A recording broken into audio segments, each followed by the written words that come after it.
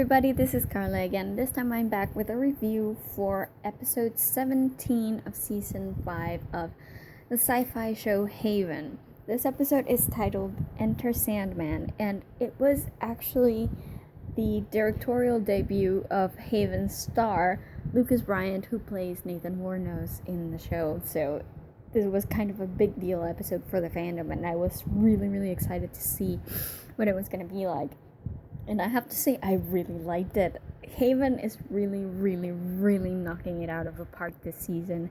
And I'm really impressed by everything they're doing, because it seems like they're doing everything right, honestly. This episode wasn't as kind of as wham-packed as the previous episodes of this half of the season were. It wasn't like really tense. It wasn't necessarily intrigued filled or anything, but it was still a great episode. It was kind of reminiscent of season 1 Haven, when Audrey would go around just helping troubled people, like individual troubled people, not connected to a major story arc, just helping individual troubled people deal with their troubles. And when they couldn't control them, they would be handled, like trying to find a way to stop the trouble from hurting other people. This was very reminiscent of that. It was a kind of a lighter episode, like softer toned, just not as, it didn't have you on the edge of your seat the entire time or anything, but it was very psychologically oriented. It was dealing with what leads a person's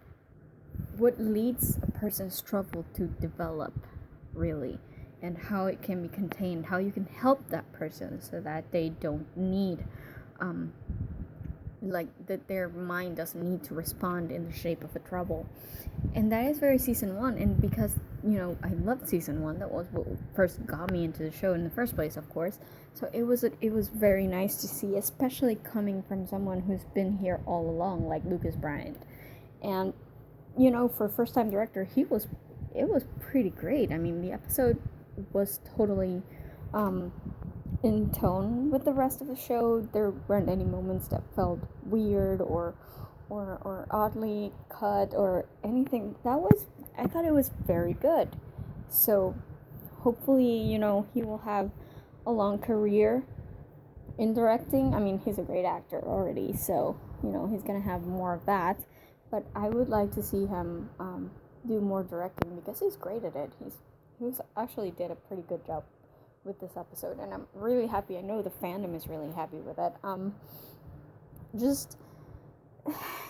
This episode, of course, the thing I think I liked the most is that there was kind of a logical sequence to things, because a lot of the times the way things happen when it comes to trouble don't always make sense. And this is a problem the show had, particularly in seasons 4 and the first half of season 5, where they would have there would be a trouble, but there wasn't, the explanation they had for the troubles didn't really make sense. This one did, because of course Henry's feeling alone and rejected by people, so he feels like he doesn't fit into this world, so he creates his own world and just puts people in there, and that is a very interesting concept. It's not original, of course. It's been done before in several other shows, movies, books. It's not new, but I thought it was done pretty well in here. And just that desire that Henry had for control, because it's not only just grabbing people and putting them in there, it's controlling them so that they will want to be a part of his world rather than the real world. So that was an interesting spin. I would have liked to see what they did with Henry, because I guess they can't just lock him up now that the darkness trouble isn't a thing anymore. But yeah, I mean, what are they gonna do with him? He's not a criminal. He's a troubled kid, you know. So maybe when when this post-apocalyptic version of Haven is done with, when they solve the whole fog barrier thing, they'll be able to give Henry the help he really needs, right? I would have liked to see that. I would have liked to have at least Audrey mention that. So that was the only thing that was kind of missing for me, but I really liked the logic that the dream had, because if you think about it, it's of all the people trapped in there, I would think that normally, because the human brain is so complex, and in reality Henry was kind of forcing this reality on the other people who were trapped, that every once in a while there would be people who kind of caught flashes of things that weren't right. But I liked that the first one to realize that something was off was Grayson, because, and I know I went into this a lot in a previous review when Grayson, in an episode that Grayson appeared, because because of his disability, he can kind of see the world in a different way, you know, and he can focus on things that other people don't focus in. And that first episode of his, I was very happy because he was able to help Audrey a lot. And I like that they're showing that a person with disability can still be useful to society. Really useful in this case, borderline heroic for him. I thought that was great, and I think it makes perfect sense because of the way he sees the world because of his disability. This new world of Henry's was pretty much completely alien to him. Like, I really liked his expression when he first heard the music the band was playing. He was like, is that music? And of course, a person with a hearing disability would be mind blown to actually hear music. I mean, people who have decent hearing we take for granted what that's like, but for someone who can't hear to suddenly, you know, be able to hear music and be able to talk and be able to dance to the music and feel the rhythm, that must be amazing for them. And I like that it was that really took Grayson out of the fantasy, kind of, because, you know, he is in a world, like, even when he spoke, like, every time he was going to speak, he would kind of like pause before, because I'm guessing his brain was confused as to the fact that he was speaking, you know, like, it felt wrong to speak. And just little things like that, because the world that Henry put him in was so different to the world he'd been living in his entire life, so such a shock to his senses. Then he was the first one to think, okay, there's something wrong in here. I shouldn't be able to hear this. I shouldn't be able to speak. There's something going on. You know, it feels weird. And I love that he was the first one to realize that. And then after he did, there was Charlotte, who has a very logical mind, you know, and whereas Audrey kind of always tends to see the best in people, therefore even after she saw Henry getting rid of Grayson, she was still kind of thinking, there must be something wrong. I must have seen something, like, I must have hallucinated or something, because the man I love can't do that.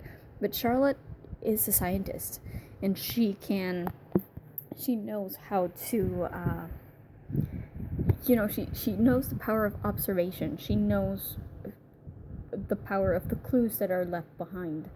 And when something points in a certain direction, like all the clues point in a certain direction, the conclusion is kind of imminent, you know, and she can't refute that. So she is the next one to understand that there's something wrong here. Therefore, she's the first one to remember. And I love that. I love that sequence of events. And then eventually it took Audrey a while, because she's more of an emotional person, right? So it took her remembering Nathan to actually understand that she did not belong there. And I thought it was really smart the way they played that sequence. I'm kind of sad that Grayson died. Of course, I liked him. I hope that he would have stayed a bit more, but I guess he was the catalyst. That sucks. It, like, normally if a disabled person is the first one to die, I'd be the first one to say, hey, that's wrong. You don't have to do that.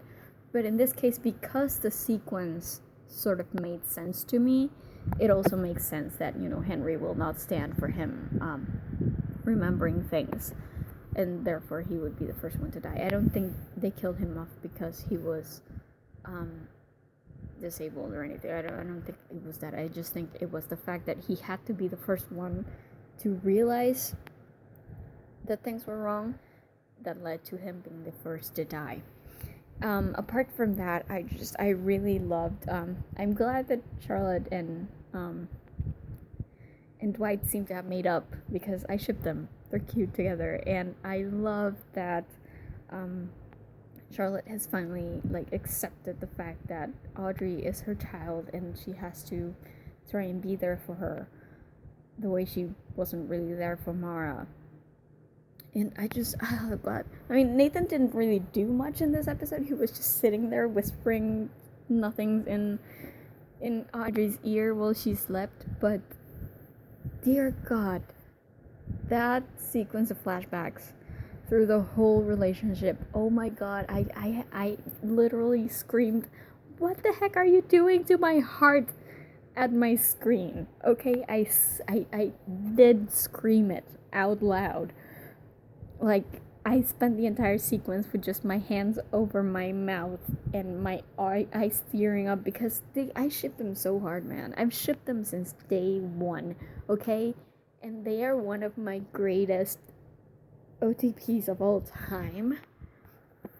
And they've been through so much, and it was such, I don't know, it did things to my heart to see, all their moments together from all the way back in season 1, their first meeting, down to now that they're actually together, and they're still not living happily ever after, but they're there for each other, they're together, and they know that their love is strong, and it just does things to me. Okay, I'm a massive shipper, and I love them so much, and it's always nice to see continuity, and just they are kind of the biggest piece of continuity in this whole series, because this whole thing started by them partnering up, and they've been together side by side through thick and thin the whole 5+ seasons.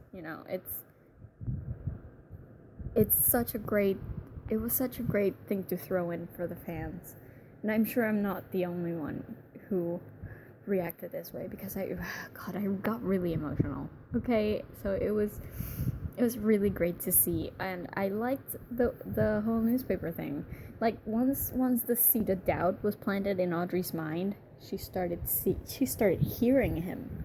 She already kind of had that one flashback from before, but after Charlotte planted the seed of doubt in her mind, then she started hearing Nathan.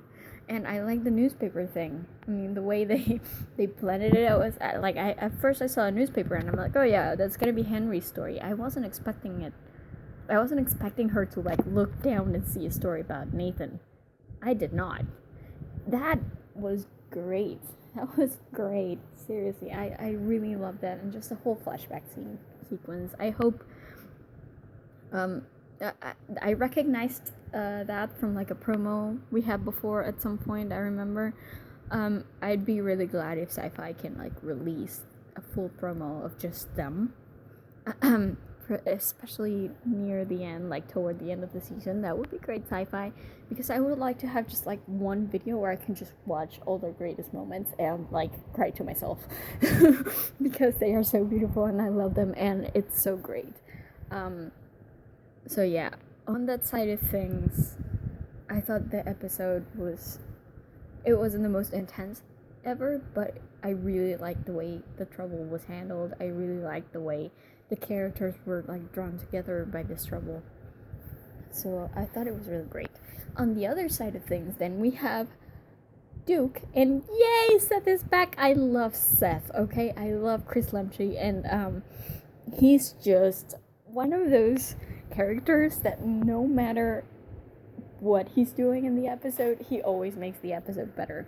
Okay, I love Seth. He is so great, and I am so excited that they've now, like, it has now turned into a kind of like road trip movie for Duke and Seth, and it's so great. I like the way Duke kept trying to make him remember and jogging his memory and stuff, and like the way that it was working, and then all of a sudden he walks off and it's like, oh, I forgot again. And I'm like, what? Seriously? Dude, he just can't let go of him for a second because he will forget. So I like that this has now turned Haven into a buddy road trip movie of sorts. It's gonna be great because Seth is such a particular character, and Duke is king of sarcasm, and it is going to be epic. Okay, it's going to be epic. I like that they're going back to North Carolina because that's where it all started, right? I mean there are certain places in Haven that are kind of special in the world of Haven. One of them is Haven, of course. The other one is Colorado. And then there's North Carolina. So I like that they're going there. I can't wait to see what this voodoo dude that takes away the ether can do. We'll see if it helps Duke, because I don't know if he actually has any ether left in him anymore. Like, didn't he like expel everything? But I don't know, maybe there's still something weird with him because of the thing we saw last episode with the dark eyes when he absorbs people's blood, and just the whole evil thing that kind of takes over him. It's kind of weird that the little girl whose name I already forgot is now gone and disappeared, and Duke isn't bothering to look for her. Wait, she didn't die, right? I'm kind of blanking out on the previous episode, but whatever. She's gone now, and no, she left him locked up, right? Yeah, so she can't be dead. I'm sorry, I have a terrible memory. Like, sometimes I just blank out on the stupidest things, but no, she's okay. But I mean, she's gone. I guess she's gonna be using her powers to steal stuff from now on, because she doesn't seem like that well-adjusted a teenage girl. So, I guess. But it's kind of weird that Duke sort of just forgot about her. But I guess this is more pressing, in a sense. And I like that Seth pretty much called Duke out in, wanting to go back to Haven, even though he won't admit it. So, I don't know, I really like that side of the episode. I really like the entire episode. It was great. I mean, it's good to see that the show can balance episodes that are really, like, tense and intrigue-filled and just action-packed, with episodes that are kind of slower, but they're still great. So I'm really happy with this episode. Kudos to Lucas Bryant, because he's awesome, and he needs to direct more stuff. Seriously, he did a heck of a job, so big round of applause to him, and I'm really happy with this episode. I really liked it. Hopefully we're gonna start to see Charlotte and Audrey actually working on solving the troubles now. So that's gonna be interesting, like what's going to happen there. And I can't wait to see what Duke and Seth get up to on the road to North Carolina. Yay! So, pretty much amazing episode. Great directorial debut by Lucas Bryant, and I loved it. I really loved it. So, yep, that's it for this review. Be sure, if you want to see more Haven reviews, be sure to visit our website at thegeekypub.com. We have more reviews for Haven, for the previous episodes of the season, as well as for other TV shows, movies, books, games. We have a ton of stuff there, so be sure to check it out. And I'm out for now. So,